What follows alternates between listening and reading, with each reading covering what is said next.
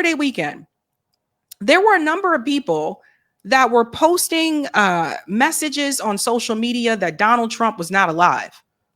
And I think that's because Donald Trump wasn't making appearances. People didn't see him. They were like, is Donald Trump alive? Also, there's the health concerns that have been pointed out about Donald Trump, whether it was the swollen cankles, the purple mark on his hand. Regardless, you look at Donald Trump, and we're going to see this in just a minute. When you look at Donald Trump speaking today and you compare it to how he was in 2020, or hell, even 2 years ago, there's a decline that's happening there. It happens when people get older.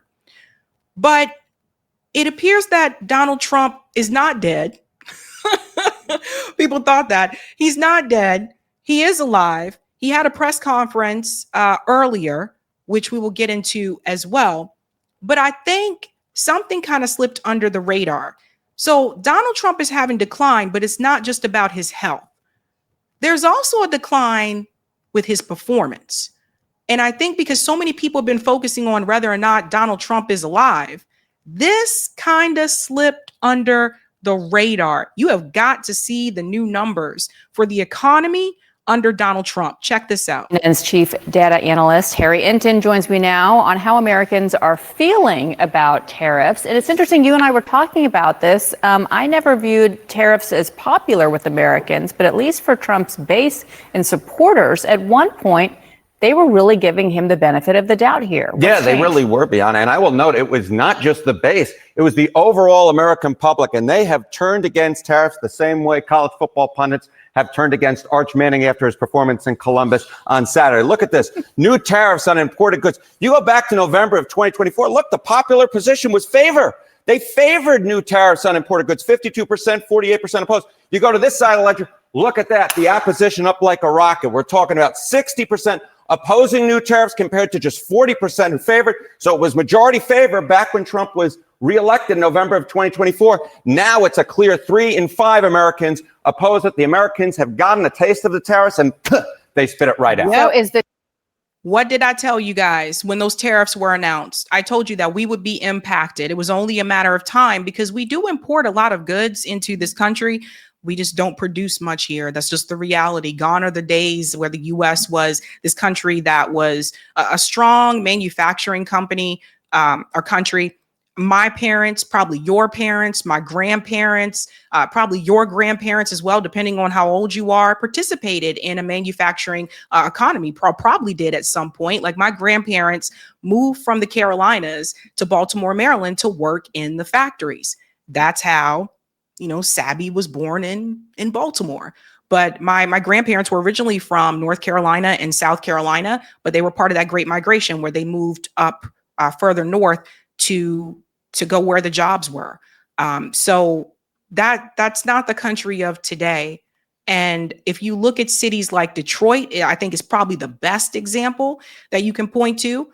You see what happened when those jobs went away, when those manufacturing plants closed, people lost jobs. A white flight happened. People moved out of the city into the suburbs.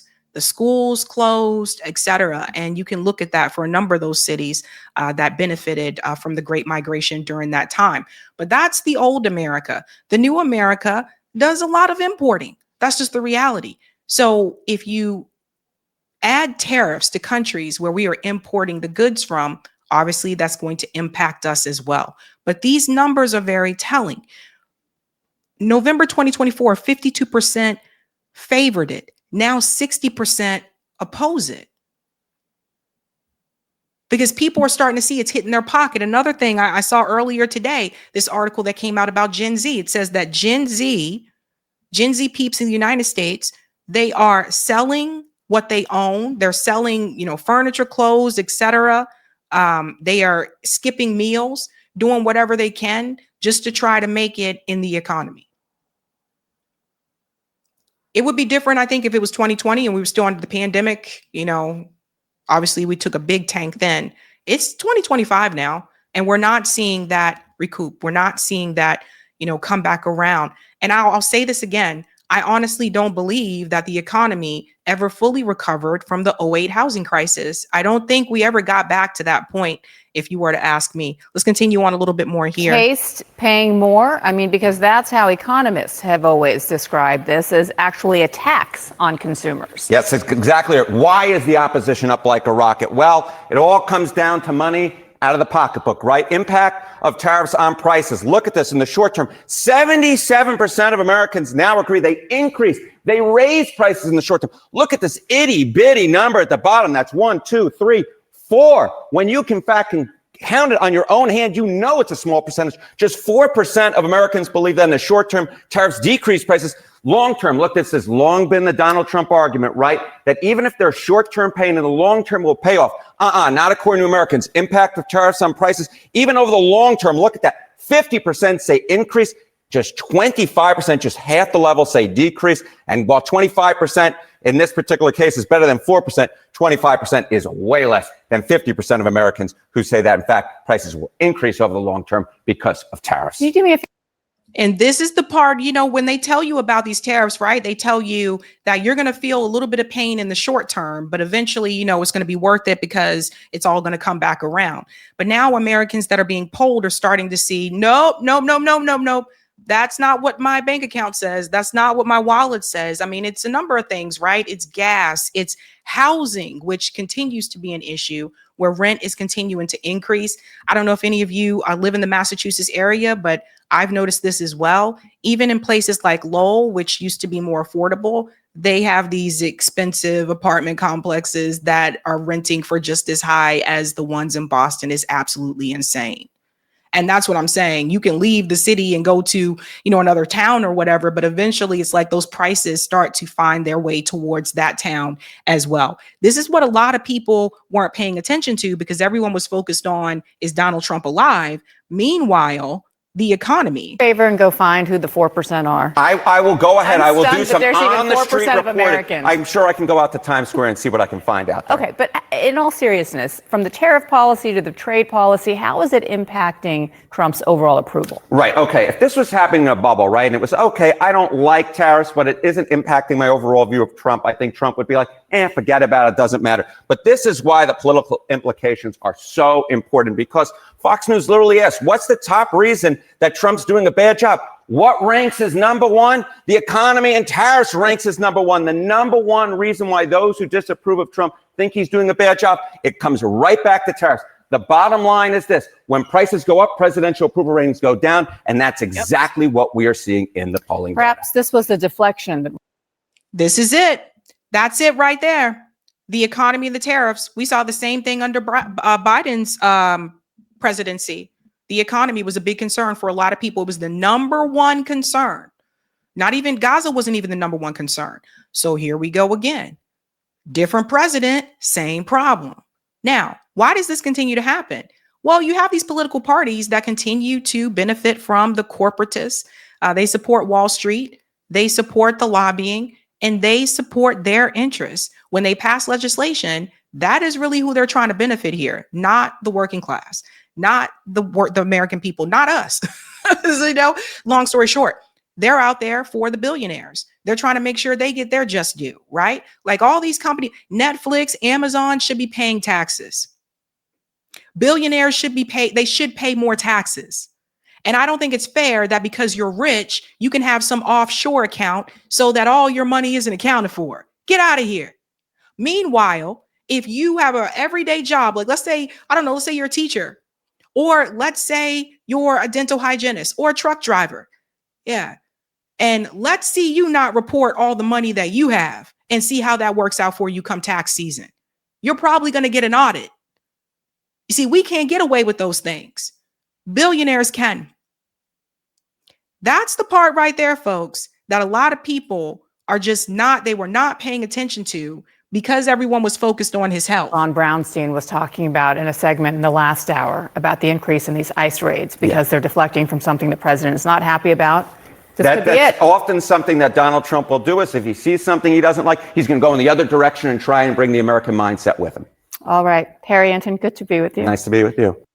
There you go. So I thought it was really important that I highlight that because We're going to get into the health part as well, but I do feel like people just didn't know about this. They didn't see it. Now let's move on to the health part. Something else really weird happened over the weekend concerning Donald Trump. So because people were saying that he's not alive, he's dead, people were even saying the person who gave the press conference today isn't Donald Trump and that that's a clone.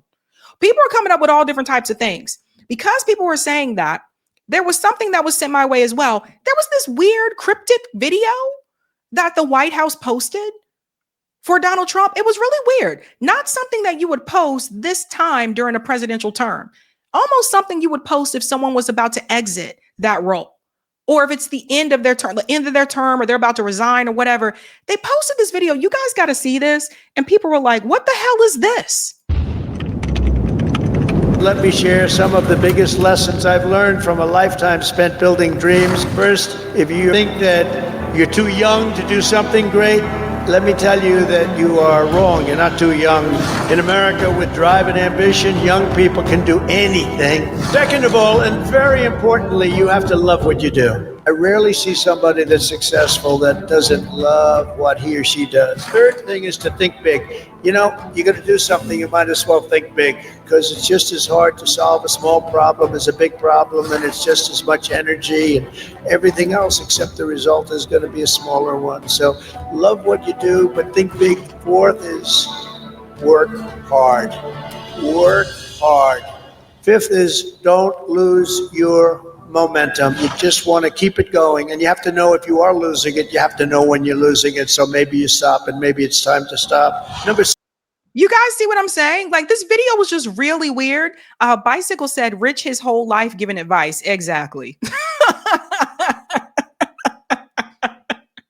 6, if you want to change the world, you have to have the courage to be an outsider. In other words, you have to take certain risks and do things a little bit differently. Otherwise, if that weren't the case, everybody would be successful. Number 7 is to trust your instincts, common sense. You can go very far in life with common sense. 8th, everybody should believe in the American dream. It's real, it's there, and it's right before you. 9th, think of yourself as a winner.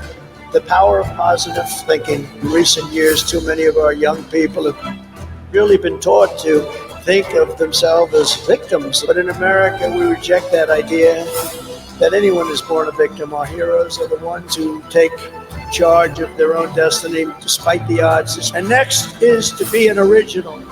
The all-time greats were people who had the confidence to be a little different. God only created one of you, so don't try to be someone else. Finally, and most importantly, never, ever give up. I've learned that perseverance is everything, so whatever happens, no matter where you are in life, stay optimistic and just keep pushing forward. Never let anyone tell you that something is impossible, ever, ever, ever. In America, the impossible is what we all do best. So, yeah. What the hell, man? So the White House posted that video over the weekend. Yeah, Trelana says this video looks like a memorial video. Exactly. So people saw this and they're like, is he resigning? Did something happen to Donald Trump? Why are you guys posting this video? So it was very weird. Very, very weird. And then, you know, there's more. Hold on one second. He had this press conference today. And there was something I noticed. So I saw the Fox News coverage. I saw the ABC News coverage of this press conference. Donald Trump was over 30 minutes late to the press conference. So at one point, and you'll see this with Fox News, they had their feed on for the longest time and like, okay, whoa, is this guy showing up or what? Where was Donald Trump all that time? Now, ABC News, when they covered the feed, check this out. Look at when it starts. Where is the beginning of this conversation? Watch this. This is the beginning of the video. This was the live feed. Watch this. This will result in more than 30,000 Alabama jobs and probably much more than that, and hundreds of millions of dollars of investment. And that's billions, because it can't be millions. It's billions and billions of dollars. Okay. Where's the beginning of this press conference? Where's the beginning? So that's the ABC coverage, right? All right. Let's look at the coverage from Fox News. You come here to Fox News. I think that we come a little bit earlier, just a little bit. right about there. So you can see they were waiting all that time. They were waiting all that time, right? And when you look at theirs, same thing. Where's the beginning of the press conference? Watch this. Wait for it. Rocket City. Okay, so Huntsville, Alabama. We love Alabama. Where's the beginning of this conversation? Very weird. I don't know. Like maybe they gave up at some point, like during it. I don't know. But very weird. But because all that happened over the weekend, people said, well, Donald Trump's announcement that is going to happen on Tuesday is probably going to be him saying that he's going to resign. That's not what the announcement was. The announcement was Donald Trump talking about Space Force, that they have decided not to have it in Colorado, but to have it in Alabama. Now, I want you to think about what I just showed you about the economy, about those numbers that just came through. And this is where the focus is, on Space Force. They're not serious. They're not serious. He talks a little bit about it here. I only won it by about 47 points. I don't think that influenced my decision, though, right? That didn't, right? But we had a lot of competition for this, and Alabama's getting it, Huntsville in particular. So congratulations, everybody. Katie, congratulations. This will result in more than 30,000 Alabama jobs and probably much more than that, and hundreds of millions of dollars of investment. And that's billions, because it can't be millions. It's billions and billions of dollars. Most importantly, this decision will help America defend and dominate the high frontier, as they call it. I want to thank Secretary Pete Hegseth. He's doing a fantastic job. And Secretary of the Air Force, Troy Mink. Troy, thank you very much. Great job you're doing, Troy. This is such a big deal. This is one that everybody wanted to know. What are you doing? I also want to thank Senators Katie Britt, and I want to give my condolences. Your grandmother, her grandmother just passed away. She was 100, right? 100, and she loves you, Mr. President. Well, and she was very proud of you. Thank you very much. Very, very proud of you. So thank you, Katie. Wonderful woman. She must have been. To produce you indirectly, I can tell you she had to be. Tommy Tuberville, who's a great coach. And I won't say anything about what happened with Alabama. We're just fasting forward a Far little bit. and away, number one in space, and reestablish Space Com with a mission to protect American space assets and detect any threat to our homeland. We initially selected Huntsville for the Spacecom headquarters, yet those plans were wrongfully obstructed by the Biden administration. And as you know, they moved them to a different locale. And today we're moving forward with what we want to do and the place that we want to have this. And this will be there for hopefully hundreds of years. That's where it's going to be. So I just want to point out, for those wondering why pick Alabama, NASA is there. Also, of course, he's going to pick it because it is a red state. Also, this is Donald Trump undoing something that Biden did. You know how this has been going on. But yeah, I wanted to point that out, that NASA is there, but that's beside the point. Like, this is not a priority. A priority right now is the economy, and that's where the focus should be, and it's not. So everybody thought, this conversation today, or this announcement was going to be about something to do with his presidency, something to do with his health, him resigning, or something in that scope. And that's not what happened. This is about Space Force. This country is not serious. Like, just not serious at all. I will say I want to thank Colorado. The problem I have with Colorado, one of the big problems, they do mail-in voting. They went to all mail-in voting. So they have automatically crooked elections. And we can't have that. When a state is for mail-in voting, that means they want dishonest elections, because that's what that means. So that played a big factor also. In Huntsville, Spacecom will play a key role in building the Golden Dome, as you know. That's going to be a big thing. Everybody wants to be a participant in it. Missile Defense Shield, we're going to be having a Golden Dome that the likes of which nobody's ever seen before. The finest, the best. And by the way, Canada called. They want to be a part of it, and that'll be great. But Canada. A Golden Dome for defense for the United States. So you see where all the money's going? That's why we don't have health care for everybody. All this money, this is all defense. The Space Force, that's defense. The Golden Dome, that's defense. This is where they put all the money. That's why we don't have what we need to have. So you see, we got bridges falling apart. Some of you, you've driven across some raggedy bridges, some bad roads, buildings falling apart. But this is where the money is going. This is where the priority is, ladies and gentlemen. We're going a little bit more here, and I want to show you something else that was said during this press conference that I think is important. It wants very much to be included in that, and we're going to work something out with them, I hope, to also ensure that our technological capabilities, of which we're way ahead of anybody else, there's nobody close, remain unmatched long into the future. So I'd like to ask Secretary Hegseth to say a few words. He was very much a part of it. And really, everybody behind me was. Every one of these people would call me and lobby me. I said, Katie, I don't want to talk to you anymore. I know what you want. She said, that's right, sir. That's what I want. And they got their way. So I just want to congratulate. These are really special people. They're politicians in many ways, but they're great patriots, I think even more so than politicians. So they fought very hard to get it, and it's an honor. So here's Donald Trump giving kudos to the lobbyists. So you see, as I said before, he knows that running on a populist message is a winner. Democrats haven't figured this out yet. But he knows that that's a winner. So he runs on it, but he doesn't intend to actually do it. Now, he did comment on these questions about whether he was dead or alive at the same conference. Listen to this.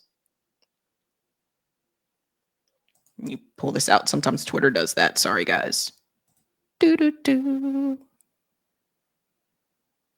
the Twitter videos do that. There we go. Viral social media trend over the weekend. How did you find out over the weekend that you were dead? You see that? No. People didn't see it for a couple days. 1.3 million user engagements as of Saturday morning about your demise.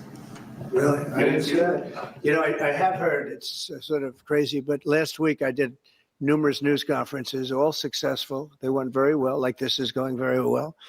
And then I didn't do any for 2 days, and they said, there must be something wrong with him. Biden wouldn't do him for months. You wouldn't see him. And nobody ever said there was ever anything wrong with him, and we know he wasn't in the greatest of shape. No, I heard that. I get reports. Now, you knew I did an interview that lasted for about an hour and a half with somebody, and everybody saw that was on one of your competitors. I did numerous shows and also did a number of truths, long truths, I think pretty poignant truths. No, I was very active over the weekend. They also knew I went out to visit some people at the club that I own pretty nearby on the Potomac River. And no, I've been very active actually over the weekend. I didn't hear that one. That's pretty serious stuff. I'm glad it's Well, it's fake news. You know, it's just it's so fake. That's why the media has so little credibility. I knew they were saying, like, is he okay? How's he feeling? What's wrong? I said, I just left. And it's also sort of a longer weekend, you know, it's Labor Day weekend. So I would say a lot of people know I was very active this Labor Day. I had heard that, but I didn't hear it to that extent. Go ahead, Peter. Yeah, so cyberspace said I'm less dead than Biden. That's a good one, cyberspace. Yeah, so you guys can even tell here, Donald Trump doesn't look like his usual self. You can tell there's something, I don't know, he sounds like he has a cold or something, I don't know. He also went on to say this, that the world needs the U.S. Listen to this.